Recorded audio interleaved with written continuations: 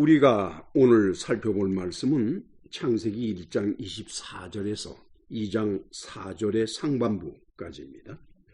우선 24절에서 25절을 같이 읽습니다. 하나님이 이르시되 땅은 생물을 그 종류대로 내되 가축과 기는 것과 땅의 짐승을 종류대로 내라 하시니 그대로 되니라. 하나님이 땅의 짐승을 그 종류대로 가축을 그 종류대로 땅에 기는 모든 것을 그 종류대로 만드시니 하나님이 보시기에 좋았더라. 땅은 생물을 종류대로 내라. 여기에서 내라라고 우리말로 번역된 히브리어가 그 어원이 아차입니다. 아차. 그것은 영어로 말하면 come forth가 돼요. 앞으로 나오는 것을 말합니다. 그러니까 존재하지 않고 있다가 흙으로부터 만들어져서 나오는 것입니다. 이 말씀을 통해서 살펴보게 되면은 하나님께서는 흙에다가 생물을 만들어내는 포텐시, 힘을 주셨다는 것을 알 수가 있습니다. 그 다음에는 이제 생물이라 그랬는데 우리말로 생물이라고 번역을 했습니다만은 그렇게 생물이라고 번역한 히브리어가 네페시 하야입니다. 이 네페시 하야라는 게 무엇일까? 숨을 쉼으로써 살아있는 것입니다. 그 다음에는 이제 종류대로라 그랬는데 우리말로 종류라고 번역한 히브리어의 어원이 민이에요. 민. 민은 종류라는 뜻도 되고 또 하나는 스페시스라는 뜻이 있습니다. 생물학적으로 종. 따라서 종별로 하나님이 만드셨다는 것을 알 수 있습니다. 물론 동일한 종 안에서도 그 형태나 생김새가 여러 가지로 변화돼서 세상에 존재하는 것은 우리 모두가 다 알고 있지요. 어떤 형태를 갖추었든지 간에 같은 종에 속하면은 그것은 같은 종인 것입니다. 따라서 그 종 안에서는 모양이 다르고 형태가 다를지라도 생물학적으로 접합을 시켜서 같은 종 안에서 생김새나 또는 그 하는 짓들 또는 글쎄요, 그 짐승에게 성격이 있다라고 말하기는 좀 어렵긴 합니다만은 그래도 짐승을 보면은 그 나름대로 어떤 성격, 성질 이런 것들이 보여요. 그래서 그런 것들이 다소 달라질지라도 역시 생물학적으로 봐서는 한 개의 종 안에 속한다 이렇게 보는 겁니다. 그 종별로 만드신 겁니다. 이처럼 모든 것을 종류대로, 종대로 하나님이 생산하셨다고 하는 것은 종 간에는 생물학적인 접합이 있어서는 안 된다는 겁니다. 종과 종은 하나님이 별개로 만드셨기 때문에 만약에 사람이 창조주이신 하나님을 존중한다면, 리스펙트한다면 하나님의 창조의 원칙, 그 원칙을 우리는 지켜야 한다는 거지요. 그래서 종 간에 서로 생물학적으로 합해서 생산을 만들어내는 것. 최근에 와서 그런 일이 많이 있었지요. 그리고 지금도 어디에선가는 그런 일을 하고 있을 것입니다. 그것을 하나님은 금하신다고 하는 것을 잊어서는 안 됩니다. 레위기 19장 19절을 같이 읽으실까요? 너희는 내 규례를 지킬지어다.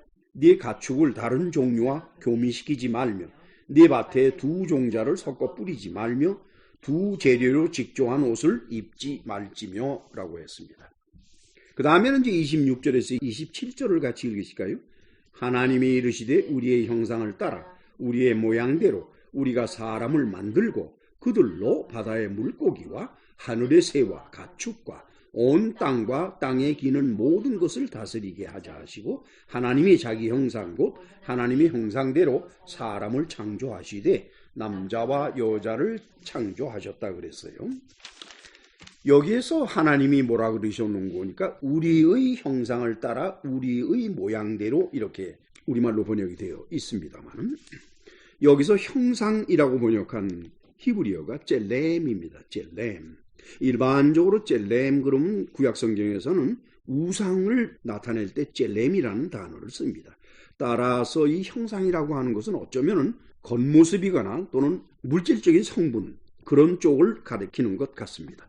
그것이 이제 젤렘이고 우리말로는 이제 형상이라고 번역을 했지요. 따라서 형상이라고 하는 것은 인간의 물질적인 구분을 말하는 것입니다.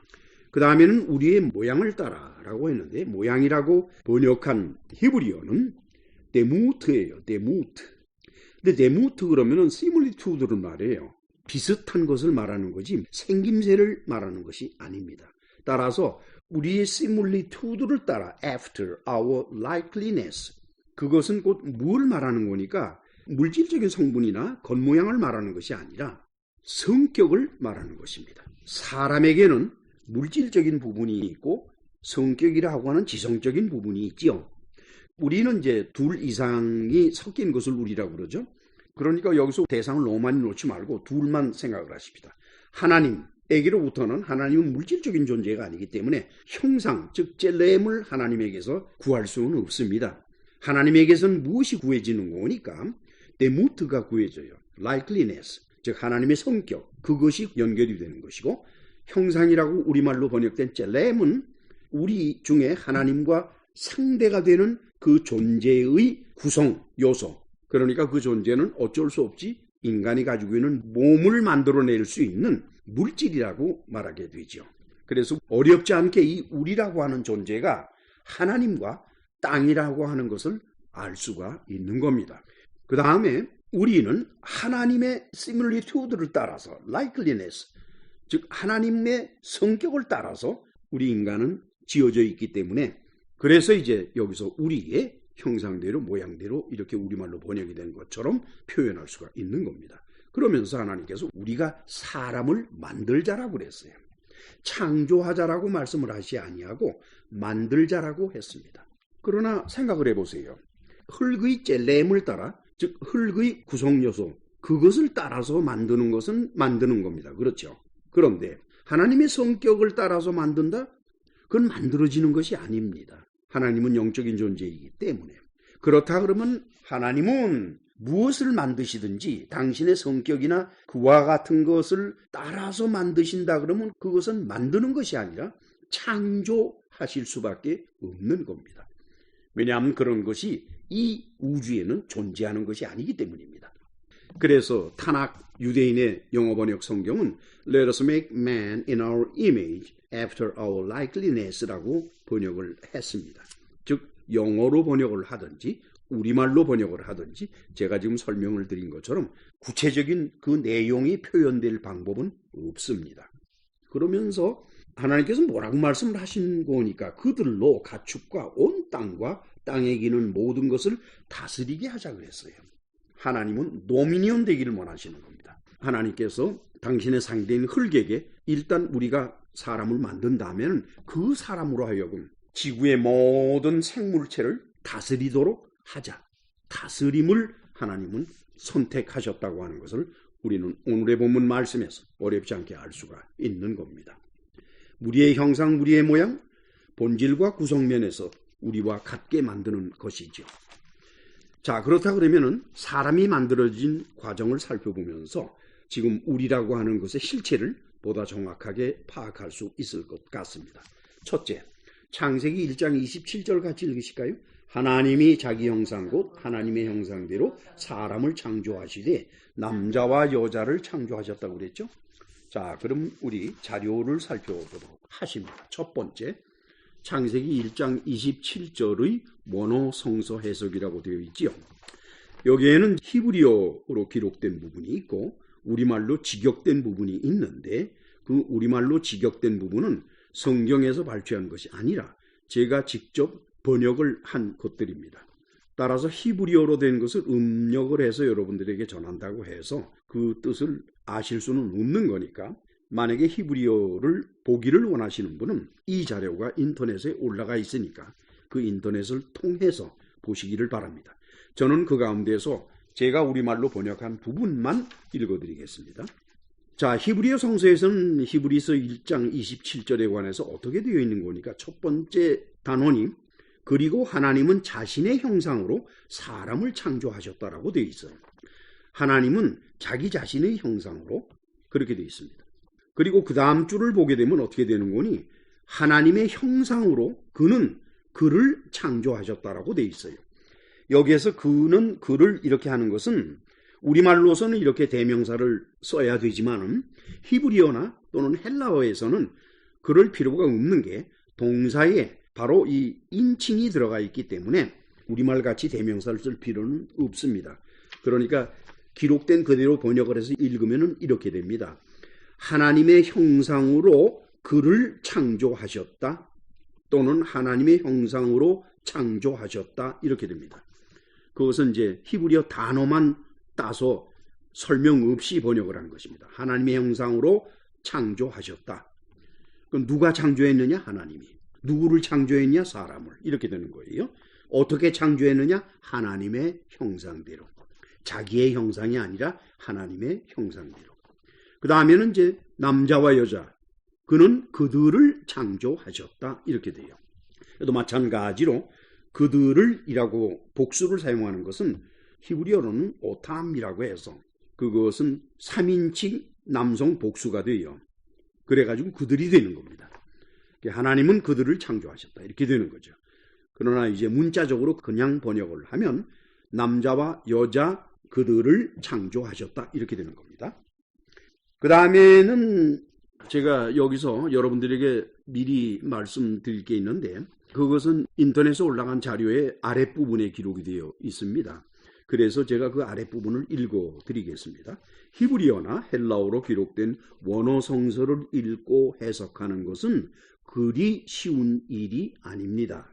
그 중에서도 히브리어는 기록된 단어보다도 그것을 생활 속에서 듣고 해석하는 관리가 복잡한 언어라고 하는 것입니다. 히브리어는 문자만 봐가지고서는 그 뜻을 알기가 어렵다는 거예요. 그 문자로 표현된 그것이 생활 속에서 시대에 따라, 장소에 따라, 사람들의 그룹에 따라 그 생활 속에서 그 단어의 쓰임새가 나타나게 됩니다. 단어 자신의 뜻보다도 그 단어가 어떻게 쓰여지느냐에 따라 가지고 해석이 달라지는 언어가 히브리어입니다. 따라서 히브리어는 우리 같은 이방인들이 쉽게 알 수 있는 언어가 아닙니다. 그 히브리어는 유대인들이 삶 속에서 역사를 통해서 그들이 말하고 들어온 것을 가지고 그 뜻을 헤아리는 언어이기 때문에 히브리어는 그야말로 유대인들에게만 큰 효과를 주는 것이지 우리 같은 이방인들에게는 학문적으로 봤을 때 몇 퍼센트 정도밖에 그 뜻을 파악할 수가 없는 게 히브리어다, 이렇게 보는 것입니다. 따라서 그 히브리어를 전공하는 언어학자에게도 그리 용이한 글자는 아닙니다. 그러나 이제 헬라어라고 하는 것은 그 구성이 아주 분명합니다. 그래서 언어학자가 아니라도 읽고 해석하는 일이 가능합니다. 그런데 이집트 왕인 톨레미 빌라델부스의 주도로 70인역이 진행됐죠. 70인역이라고 하는 것은 셉투아긴트라고 하는데 히브리어로 된 구약성서를 헬라어로 번역한 것이 바로 70인역입니다. 그 중에서 주전 280년경에 완성된 모세오경, 토라죠. 그것의 헬라어 번역은 훌륭한 번역으로 인정을 받고 있습니다. 이것은 저도 마찬가지로 그렇게 생각을 하고 있습니다. 따라서 창세기를 강해함에 있어서 히브리어 원어 성서뿐만 아니라 이에 상응하는 헬라어 원어 성서인 70인역을 함께 연구하는 것은 언어 연구에 미흡한 우리 모두에게는 도움이 되는 일이라고 생각을 합니다. 앞으로의 창세기 강해의 과정에서 필요한 부분마다 이에 상응하는 헬라어 번역을 함께 참조하려고 합니다. 따라서 이 설교를 들으시는 분들 중에서 언어적으로 보다 더 깊이 연구하시길 원하시는 분들은 70인역을 구입하시기를 바랍니다. 이 70인역은 영어로 번역된 것이 있습니다. 그래서 1장 27절 부분을 70인역 헬라어 성서로 보게 되면은 헬라어는 인터넷에 올라가 있는 것을 읽으시기 바랍니다. 우리말로 제가 번역한 직역을 했는데 그것만 제가 읽어드리겠습니다. 그리고 하나님은 사람을 지으셨다. 하나님의 형상으로 그는 그를 지으셨다. 즉 하나님은 사람을 지으셨다. 남자와 여자, 그는 곧 하나님은 그들을 곧 남자와 여자를 지으셨다. 이렇게 되어 있어요. 히브리어 성서에서는 하나님은 자신의 형상으로 사람을 창조하셨다. 그 다음에 하나님의 형상으로 하나님은 사람을 창조하셨다. 이렇게 나누어져 있는데 헬라어 성서에서는 그 둘을 합쳐서 어떻게 문장을 만들어 놓은 거니까 하나님은 사람을 지으셨다. 하나님의 형상으로 하나님은 사람을 지으셨다. 이렇게 되어 있습니다. 자기 형상으로 하지를 않고 하나님의 형상으로라고 했습니다. 한편 창세기 9장 6절에서도 이와 비슷한 말씀이 나타나는데 이것은 하나님께서 노아에게 하신 말씀입니다. 히브리어 성서를 보게 되면 왜냐함은 하나님의 형상으로 나는 사람을 만들었기 때문이다라고 하나님이 말씀을 하셨어요. 즉 하나님께서 뭐라고 노아에게 말씀하시는 거니 나는 사람을 만들었는데 나의 형상대로가 아니라 하나님의 형상대로라고 했습니다. 70인역 헬라어 성서에서는 마찬가지로 왜냐하면 하나님의 형상으로 나는 사람을 지었기 때문이다. 히브리어 성서에서는 만들었다고 그랬고 헬라어 성서에서는 지었다라고 했습니다. 포밍했다라고. 어떤 의미에서는 히브리어 성서보다는 헬라어 성서가 보다 더 정확한 뜻을 갖는다라고 볼 수 있겠습니다. 마찬가지로 나는 나의 형상으로가 아니라 하나님의 형상으로 사람을 지었다라고 하나님이 노아에게 말씀을 하셨는데 우리말 번역에서는 나의 형상이라고 했기 때문에 숨겨진 뜻이 감추어져 버리고 만 것입니다. 여기에서 우리가 보다 더 깊이 들어갈 필요가 있다라고 보는데 어떤 분들에게는 이것은 별로 필요가 없을 것이다 싶지만은 그래도 저는 말씀을 드려야만 되겠습니다. 두 번째 페이지에 필로가 쓴 글에 대한 것입니다. 이 필로라고 하는 철학자는 일반적으로 필로도주라고도 말을 하고 또는 알렉산드리아의 필로다라고 불려집니다. 알렉산드리아는 이집트에 있는 도시이죠. 지중해 연안에 있습니다. 그레코 로망 시절에 거대한 유대인의 공동체가 있었던 곳이라고 합니다. 당시 유대인의 인구수는 100만 명에 이른다고 하죠. 필로는 주전 20년경부터 주 50년경까지 생존했던 사람이죠. 예수님은 주전 4년에 태어나셔서 주후 30년경에 죽으신 것으로서 알고 있습니다. 그렇게 본다 그러면은 필로는 예수님과는 동시대 사람이고 마찬가지로 바울과도 동시대 사람인데 이 사람은 제2성전 유대교 시절에 가장 중요했던 유대 철학자이면서 또한 작가이기도 합니다.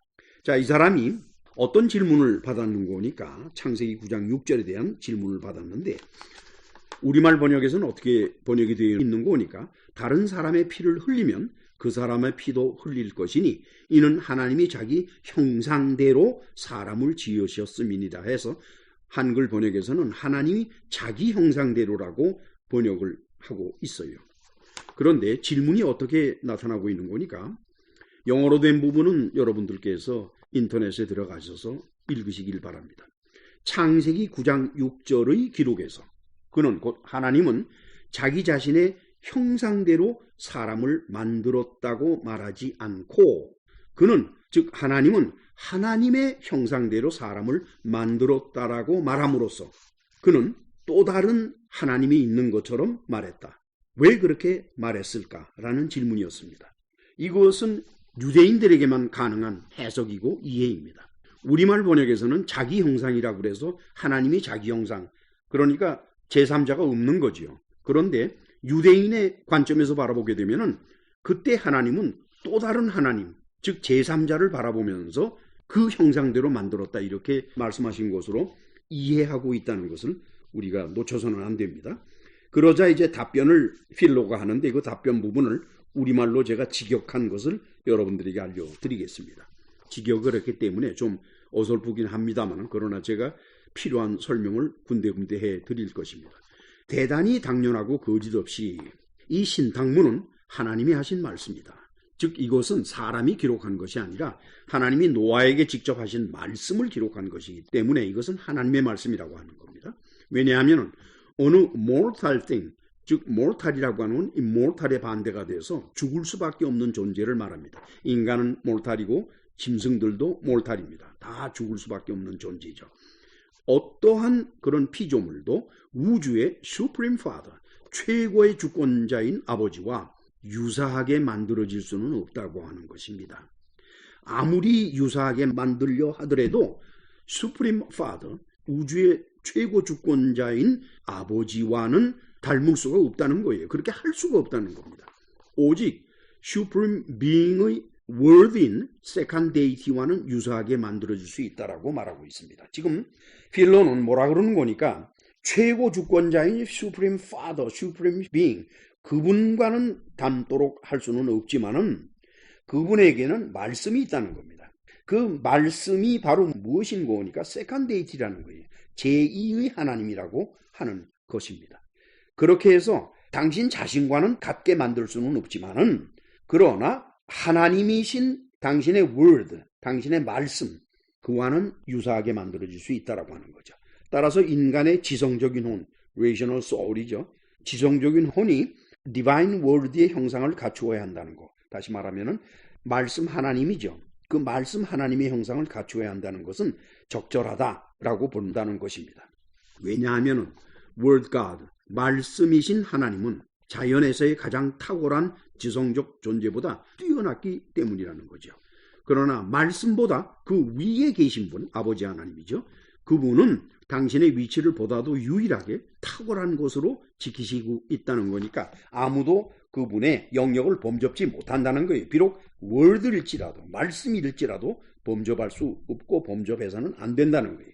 그런데 어떻게 피조물이 자신의 안에 이분과 유사한 점을 나타낼 수 있겠느냐는 겁니다. 월드 하나님마저도 그렇게 못하는데 하물며 피조물인 우리가 어떻게 우리 안에 하나님과 유사한 점을 가질 수가 있겠느냐는 겁니다. 뿐만 아니라 이러한 진리에 대해서 일관된 격조를 갖춘 사람들, 다시 말하면 이 원칙에 순응하며 이것을 믿고 지키려고 하는 사람들, 그러한 사람들은 주변에 또 다른 사람들로부터 공격을 받고 무시를 당하게 되어 있지요. 그 사람들을 방어하기 위해서 하나님은 정당하게 징계할 수 있다는 사실을 그 월드도 암시하기를 원하고 있다는 거예요. 말씀 하나님은 이러한 진실이 사람들에게 저항을 받게 되거나 또는 사람들이 이 진실을 무시하게 된다 그러면은 그러한 사람들을 정당하게 징계할 수 있는 권리를 하나님이 가지고 계시다라는 것을 암시하시는 겁니다.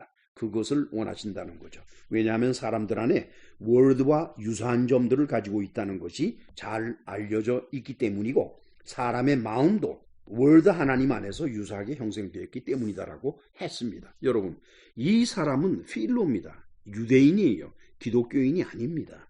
지금부터 2000년 전에 유대인이 이 말을 한 것입니다. 여러분, 유대인인 철학자 필로가 뭐라고 그랬습니까? 하나님이 둘이라는 걸 나타내고 있죠. Supreme, Father가 있고 아버지죠. 그 다음에는 Divine Word가 있는 거예요. 말씀이 있는 거예요.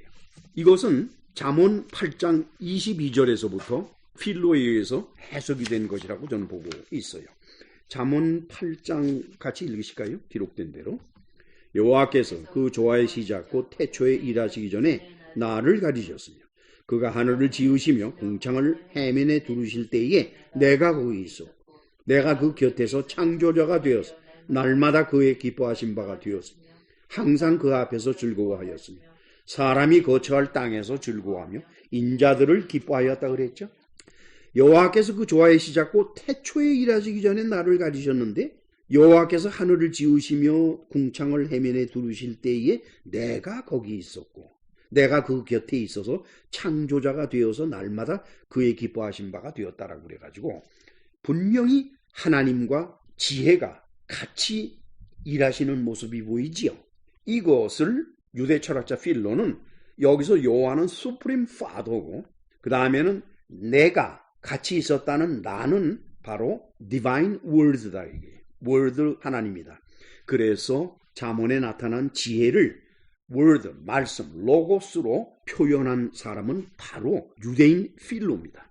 한편 사도 요한은 이것을 어떻게 해석을 했는 거니까 요한복음 1장 1절에서 14절까지입니다. 같이 읽으실까요? 태초에 말씀이 계시니라. 이 말씀이 하나님과 계셨으니 이 말씀은 곧 하나님이시니라. 그가 태초에 하나님과 계셨고 만물이 그로 말미암아 지은 바 되었으나 지은 것이 하나도 그가 없이 된 것이 없느니라.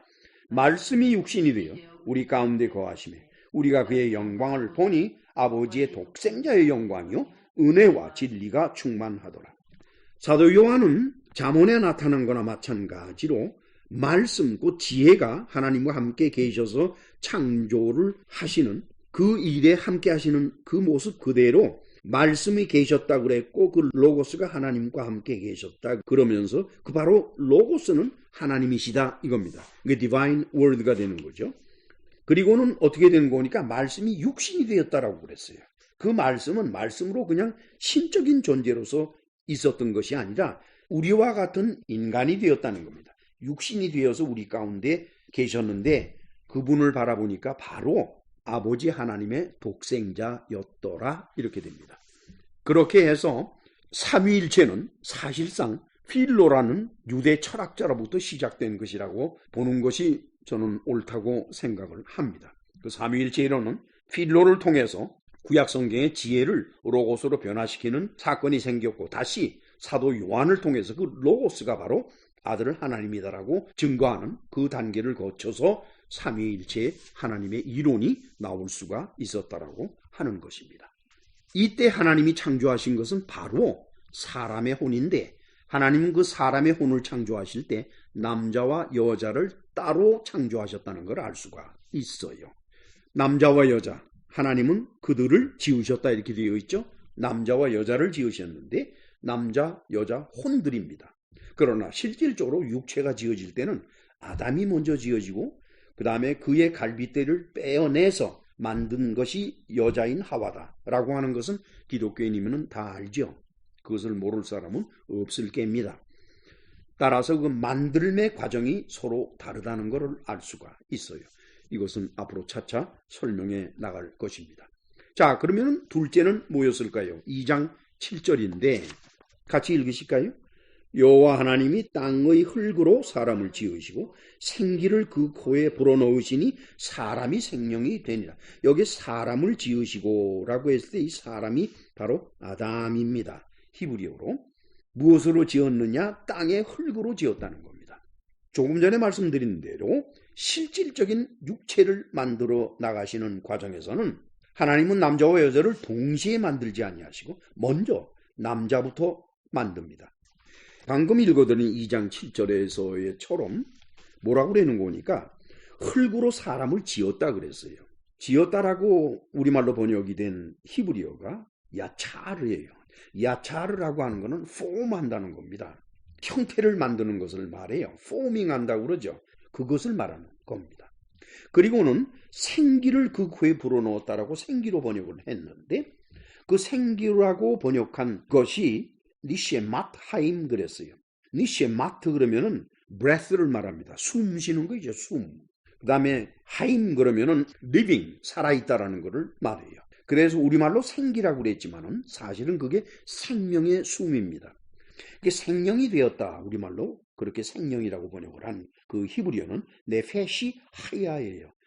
그러니까 네페시는 soul을 의미합니다. 또 하야 그러면 living, 살아있다는 걸 의미하죠. 따라서 생영이 아니라 살아있는 혼이 되었다라고 말하는 거죠. 물론 영어 번역에서는 모두가 다 living creature라든가 또는 living being이라 그래서 이 네페시를 존재라고 번역을 하고 있습니다만 네페시는 존재라기보다는 soul을 의미하는 것이 옳다 이렇게 보는 거죠. 물론 네페시라는 히브리어 단어 속에는 breath, 숨의 뜻도 있습니다. 이렇게 본다면은 인간의 육체는 흙으로부터 지어진 것이고 혼은 하나님이 창조하신 겁니다. 물론 모세는 모든 동물을 네페시 하야라고 불렀습니다. 그리고 사람도 네페시 하야라고 불렀죠. 지금 보니까. 그런데 동물에게 적용되는 네페시와 사람에게 적용되는 네페시는 같지가 않습니다. 차이가 있어요. 왜 그러는 거니까 동물은 그것이 물고기건 새이건 짐승이건 아니면 기어다니는 것이건 무엇이든지 간에 흙이나 물에서 만들어지는 겁니다. 그건 하나님이 만드신 것이 아니라 흙이나 물에서 만들어져 나온 것입니다.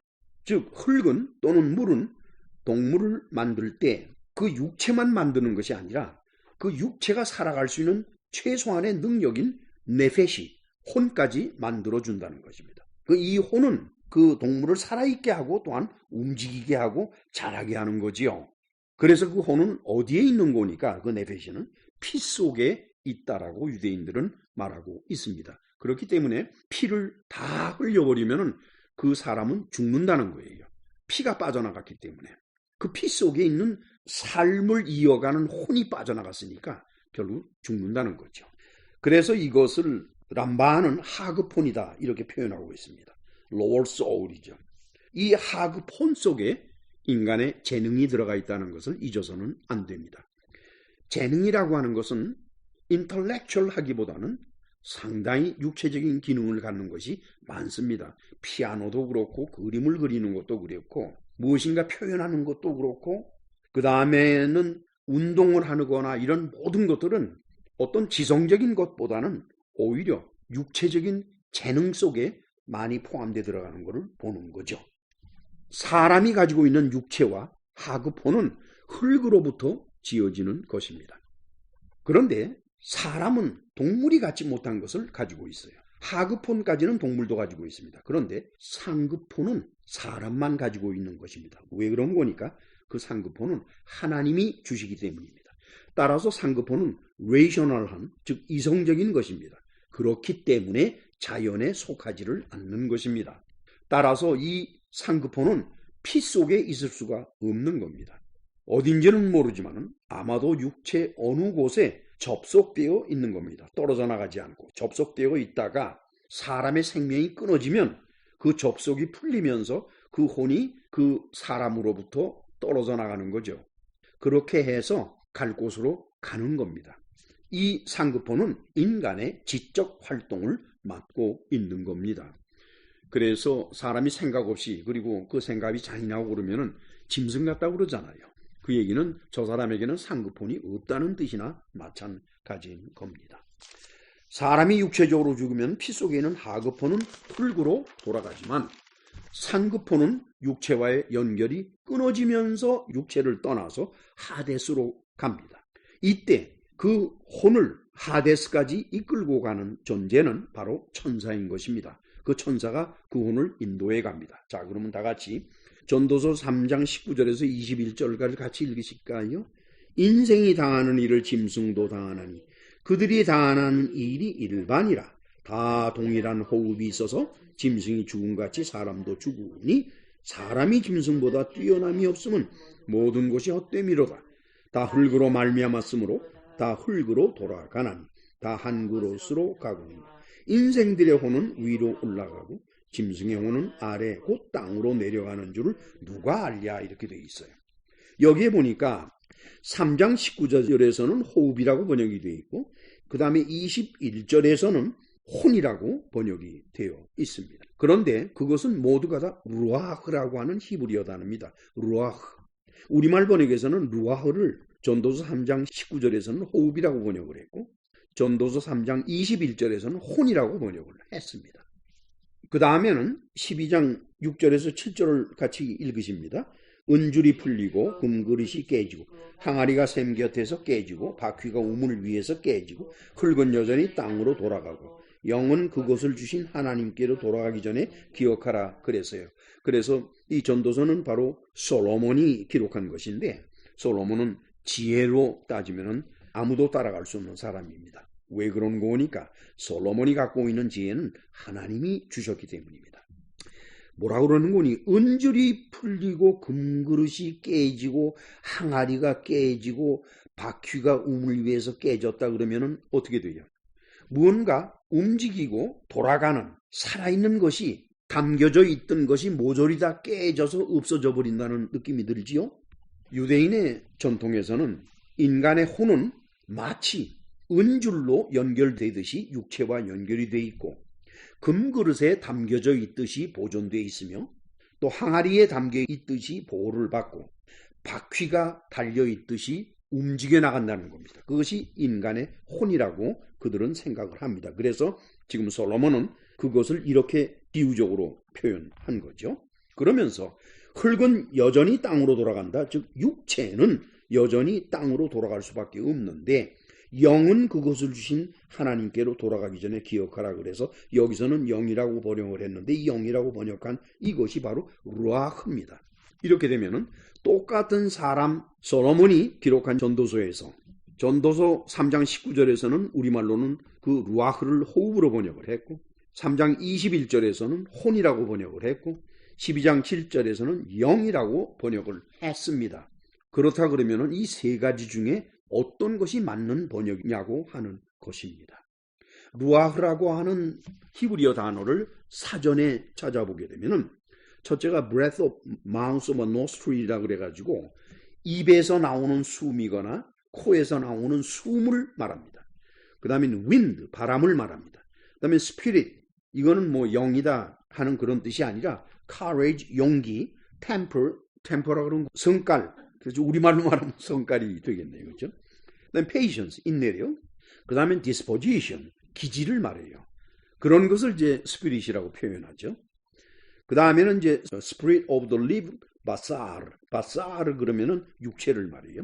살아있는 육체의 영을 말하고, 그다음에 seat of emotion, 감정의 자리를 말합니다. 따라서 이 루아라고 하는 단어는 단순히 영이거나 신으로 일괄해서 번역해서는 안 되는 단어입니다. 그 전후 문맥을 봐가지고 이 여러 가지 뜻 가운데에서 찾아서 번역을 해줘야만 되죠. 한편 유대인의 영어 번역인 타낙에서는 3장 19절을 life breath라고 번역을 했고, 3장 21절도 life breath라고 번역을 했고, 12장 7절도 life breath라고 번역을 했습니다. 우리말에서는 호흡, 혼, 영 이렇게 복잡하게 별개로 번역을 했습니다만 유대인들은 한결같이 루아흐를 life breath라고 번역을 하고 있어요. 생명을 지켜주는 호흡이라는 뜻입니다. 그 다음 본문에서 28절 같이 읽으실까요? 하나님이 그들에게 복을 주시며 하나님이 그들에게 이르시되 생육하고 번성하여 땅에 충만하라. 땅을 정복하라. 바다의 물고기와 하늘의 새와 땅에 움직이는 모든 생물을 다스리라 하시니라. 하나님이 주신 복은 그 대상이 그들에게 있습니다. 즉 남자와 여자입니다. 남자에게만 복을 주신 것이 아니라 여자에게도 복을 주셨고, 남자와 여자를 통해서 태어나며 이어지는 모든 인류, 그 사람의 공동체에게 하나님이 이런 복을 주셨다, 이렇게 되는 것이지요. 무슨 복을 주셨느냐? 3가지 복을 주셨습니다. 첫째 하나는 생육하고 번성해서 땅에 충만하라고 하는 것입니다. 얼마나 사람이 많습니까? 땅을 정복하는 것 좋습니다. 움직이는 모든 생물을 다스리는 것 복이지요. 그러나 언제나 그렇듯이 복이라고 하는 것은 우리가 복을 주신 분의 뜻을 따르면 그것이 복이 되지만, 그러나 복을 주신 분의 뜻을 따르지 않게 되면 그 복은 반대로 저주가 된다라고 하는 것을 잊어서는 안 됩니다. 이 복은 홍수 이후에 노아에게 하나님께서 다시 주시게 됩니다. 창세기 9장 1절로 2절을 같이 읽으실까요? 하나님이 노아와 그 아들들에게 복을 주시며 그들에게 이르시되 생육하고 번성하여 땅에 충만하라. 땅의 모든 짐승과 공중의 모든 새와 땅에 기는 모든 것과 바다의 모든 물고기가 너희를 두려워하며 너희를 무서워하리니 이것들은 너희 손에 붙였음이니라. 자, 그 다음에는 본문에서 29절에서 30절을 같이 읽으실까요? 하나님이 이르시되 내가 온 지면에 씨 맺는 모든 채소와 씨 가진 열매 맺는 모든 나무를 너희에게 주노니 너희의 먹을 거리가 되리라. 또 땅의 모든 짐승과 하늘의 모든 새와 생명이 있어 땅에 기는 모든 것에게는 내가 모든 푸른 풀을 먹을 거리로 주노라 하시니 그대로 되니라. 여기서 먹을 거리라고 우리말로 번역된 히브리어가 마칼이에요. 마칼 그러면 푸드를 말해요. 음식이다. 그러니까 뭐 순수한 우리말에서는 먹을 거리가 되겠죠. 한자로는 음식이 되겠고, 사람에겐 뭘 주는 거니까 씨 맺는 채소를 준다고 그랬어요. 채소라고 번역된 히브리어가 세브인데, 세브는 herbage를 말해요. 즉 non-woody vegetation, 그래서 나무가 아닌 풀로 자라는 그런 vegetation이다, 이렇게 보는 거예요. 그래서 우리말로는 씨 맺는 채소라고 번역을 했습니다.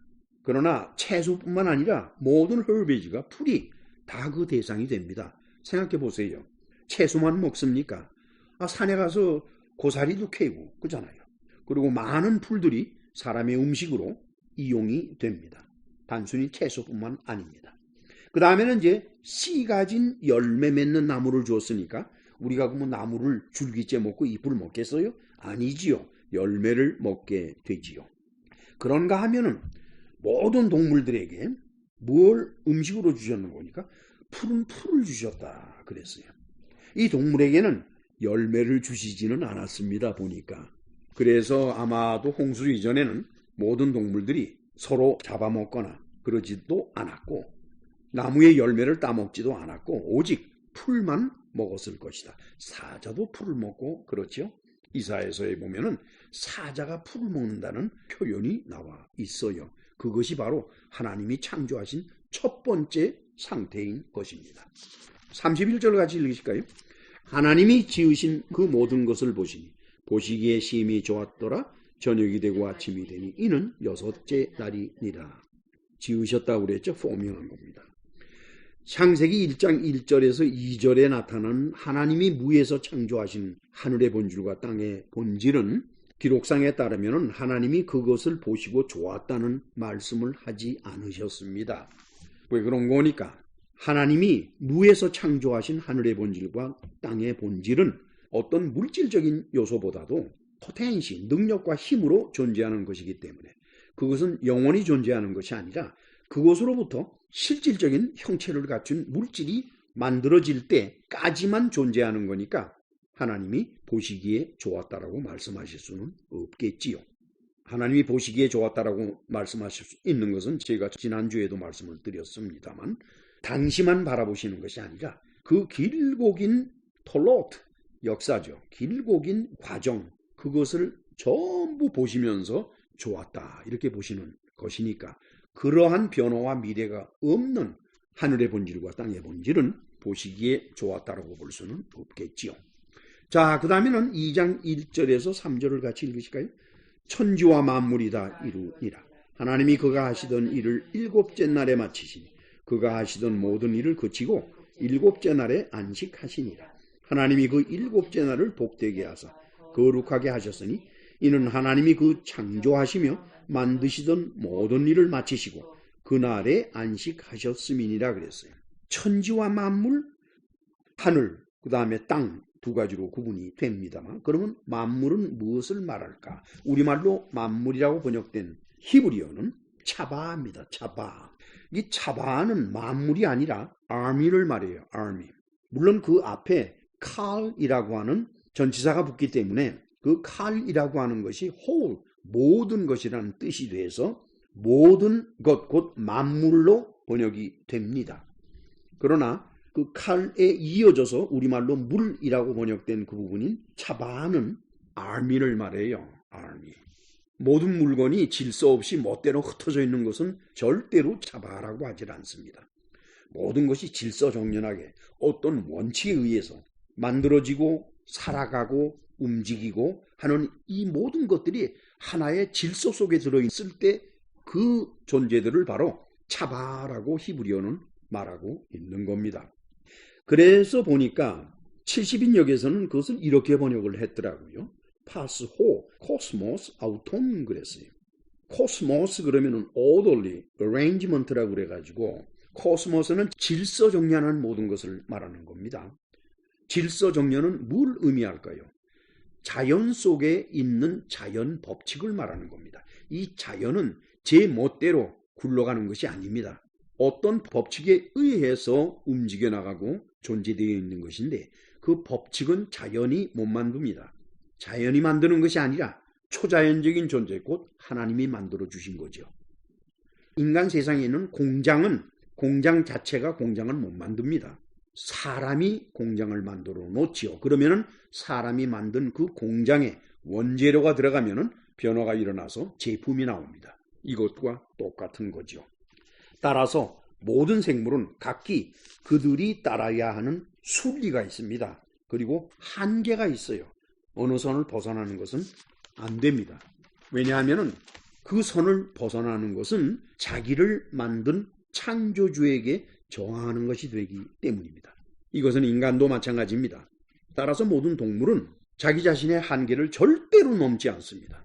자기를 만들어주신 창조주 하나님에게 순응해서 살기 때문에 그들은 하나님에게 대항하지 않아요. 그러나 인간은 그 하나님의 영역을 침범한다는 것을 우리 모두는 알고 있습니다. 그런데 인간도 마찬가지로 어떤 경우에도 하나님의 영역을 침범해서는 안 됩니다. 그렇게 하려면 우선 하나님의 영역이 무엇인지 알아야 합니다. 뭘 알아야 침범하든지 말든지 할 것 아닙니까? 그런데 이 하나님의 영역은 오직 성경에만 기록되어 있는데 특히 구약 성경을 통해서만 깨달을 수가 있는 겁니다. 신약 성경에서는 그 내용이 빈약합니다. 왠고니까 신약 성경은 그 대전제가 구약 성경을 아는 사람이 읽는 것이 신약 성경이기 때문에 구약 성경의 모든 내용을 안다는 전제하에 신약 성경이 기록된 거니까 신약 성경에서는 하나님에 대해서 2번씩 3번씩 반복해서 기록할 필요도 없고 그럴 리도 없겠지요. 따라서 유대인들과 이방인 기독교인들만이 알 수 있는 영역이 하나님의 영역인 것입니다. 그것도 오직 성경을 읽고 깨닫는 자에게만 가능한 것입니다. 교회를 다닌다고 해서 그 문제가 해결되는 것은 아닙니다. 왜냐하면 비록 기독교인일지라도 성경을 온전히 읽고 깨닫지 않으면 이 하나님의 영역을 알 수가 없는 겁니다. 그래서 예수의 이름으로 하나님의 영역을 침범하는 사례가 기독교인에게는 발생할 수가 있는 거예요. 그리고 실제로 발생해 온 것이 지난 2000년간의 기독교 교회 역사입니다. 오늘 본문 말씀에 따라 이제 하나님은 안식을 가지시죠. 그때가 7째 날입니다. 하나님은 당신이 필요로 하시고 원하시는 사람들을 택하시어서 연단시키는 장소와 도구로서 사용하실 하늘과 땅, 그리고 그 안에 존재할 자연법칙에 순응하는 모든 것을 만드실 때까지 쉬지 않으셨다는 것을 우리는 잊어서는 안 됩니다. 구상이라고 하는 것은 멈추어서는 안 됩니다. 완성이 될 때까지 구상하는 일은 끊임없이 계속되어야 온전히 완성될 수 있다라고 하는 것입니다. 그래서 하나님은 쉬지 않고 구상하고 만드신 겁니다. 6일 동안. 이때 하나님이 만드신 것, 곧 구상하신 것은 처음 만들어진 것으로부터 종말의 때까지 이볼루션 되어갈, 전개되어갈 모든 것입니다. 만들어진 그 상태뿐만 아니라 그것이 종말의 때까지 어떻게 변화되고 성장되고 전개되어 나갈지, 이볼루션 되어 나갈지 그 모든 것까지가 전부 하나님의 구상 안에 들어가 있는 것입니다. 즉 하나님은 실제적인 존재를 만드시는 선에서 멈추신 것이 아니라 이볼루션을 만들어가는 포텐시를 만드신 겁니다. 그런 힘을 만드신 거예요. 그 힘이 있으면은 이볼루션이 이루어지죠. 그런데 그 힘이 끊어지면은 이볼루션은 주저앉게 되어 있습니다. 이것이 하나님과 인간의 차이입니다. 아까도 말씀드린 것처럼 포텐시를 쉽게 비유하면 공장을 들을 수가 있어요. 공장을 지어 놓으면은 원재료가 공장 안에 들어가면은 그 공장의 모든 과정을 통해서 제품이 만들어지지요. 따라서 이 공장 자체가 하나님이 주신 포텐시라고 보면 돼요. 그 공장에는 능력이 있습니다. 능력이 뭔 거니까 원재료가 들어가면은 제품이 나오는 것이 바로 공장의 능력, 포텐시죠. 이것이 포텐시라고 표현되는 것입니다. 사람이 이런 유사한 일을 할 수 있는 것은 왜 그럴까요? 말씀 하나님을 닮았기 때문입니다, 여러분. 로고스죠. 그분이 누굽니까? 아들 하나님이잖아요. 인간은 아버지 하나님을 닮은 것이 아니라 아들 하나님을 닮아서 만들어졌다는 것입니다. 이것은 필로가 우리에게 전한 지혜로부터 온 것이죠.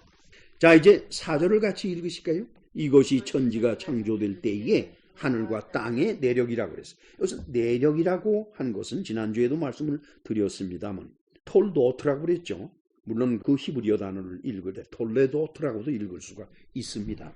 그러나 이제 에라고 하는 발음은 뮤트, 묵음되는 경우가 많으니까 톨도트라고 하는 것이 제대로 발음되는 것입니다.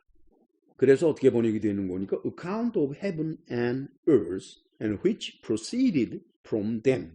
하늘과 땅을 만드시고 and which proceeded from them. 그 하늘과 땅으로부터 proceed 되는, 발전되는, 나오는 그 모든 것들에 관한 account다 하는 거예요. 내력이라고 하는 것입니다. 다시 말씀드리면 하나님이 모세에게 보여주신 것은 창조 자체가 아닙니다. 여러분 이걸 잊어서는 안 됩니다. 창조 자체는 보여주실 수가 없어요. 왠고니까 하나님께서 모세에게 창조에 관해서 말씀하실 때에는 이미 창조가 끝난 지 수천 년이 지난 다음의 일입니다. 이미 다 끝난 것을 어떻게 다시 해서 보여주실 수가 있겠어요. 따라서 하나님께서는 모세에게 실제적인 창조의 과정과 이에 따른 페노메나, 현상이죠. 을 보여주실 수는 없지만 그것이 어떻게 이루어질 수 있는지 하는 라직, 다시 말씀드리면 프로토타입은 보여주실 수가 있는 거예요. 프로토타입이라 그러면은 사람이 무슨 제품을 만들 때 그 제품의 원래 상태를 프로토타입이라고 합니다. 따라서 그 프로토타입을 보면서 그와 유사하게 계속해서 만들어 나가죠. 따라서 한참 지나다 보면은 프로토타입과는 다른 형태로 생산이 되는 모습을 보게 됩니다. 하나님이 보여주신 것은 모든 것의 가능성, 포텐시이기 때문에 디자인, 설계된 것은 보여주실 수가 있지만은 실제적으로 만들어지는 과정과 그 영향은 보여줄 수가 없는 거죠. 만약에 그걸 보여주시겠다 그러면은 방법은 하나밖에 없습니다. 시간을 평면 위에 펼쳐 놓아야 되는데 시간을 평면 위에 펼쳐 놓게 되면은 그 일은 영적인 존재인 하나님만 하실 수 있는 일이지 우리같이 물질적인 존재인 인간이 할 수 있는 일이 아닙니다.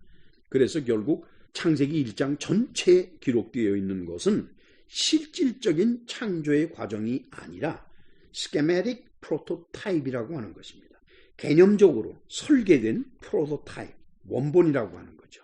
그래서 모세는 자신이 본 것을 톨도트라고 표현을 했습니다. 나는 톨도트를 보았다. 스케메틱 프로토타입을 본 겁니다. 모세에게 창조의 스캠, 일종의 디자인이죠.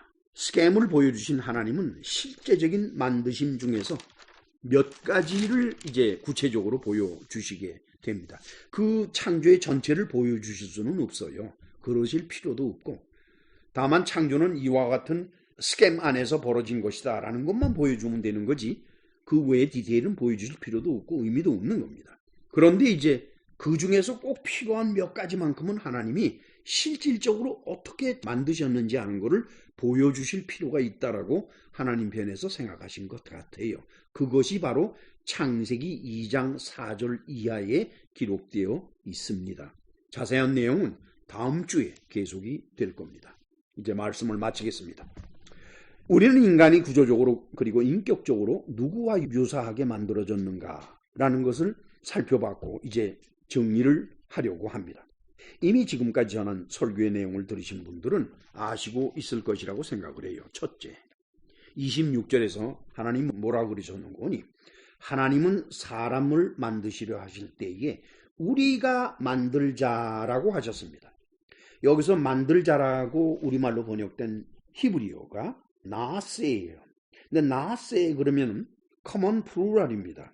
커먼 그러면 통성이니까 성에 관계없는, 젠더에 상관이 없는 플루럴, 복수라는 겁니다. 따라서 만드는 것은 내가 만드는, 단수가 만드는 것이 아니라 우리라고 하는 복수가 만든다라고 히브리어에도 그렇게 표현이 되어 있습니다. 창조를 하는 것이 아닙니다. 만드는 것입니다. 따라서 여기 우리라고 표현된 그 대상을 살펴볼 때 그 가운데 하나님이 계실 것이고 그리고 또 다른 파트너가 있을 것인데 그 파트너는 하나님 외에 다른 존재라는 것을 알 수가 있어요. 맹고니까 하나님께서 만들자라고 말씀을 하셨으니까 하나님은 당신은 창조하는 분이지만은 그 상대인 파트너는 창조할 능력이 없는 만들기만 하는 그런 존재이니까 하나님께서 말씀을 하실 때에 당신을 위주로 말씀하신 것이 아니라 상대편 능력을 위주로 말씀을 하셨으니까 만들자. 즉 파트너는 창조할 능력이 없다는 것을 알 수가 있어요. 둘째, 이어서 하나님이 사람을 창조하실 때 남자와 여자를 창조하셨다라고 했죠. 이때 창조는 바라입니다. 그렇습니다. 창조입니다.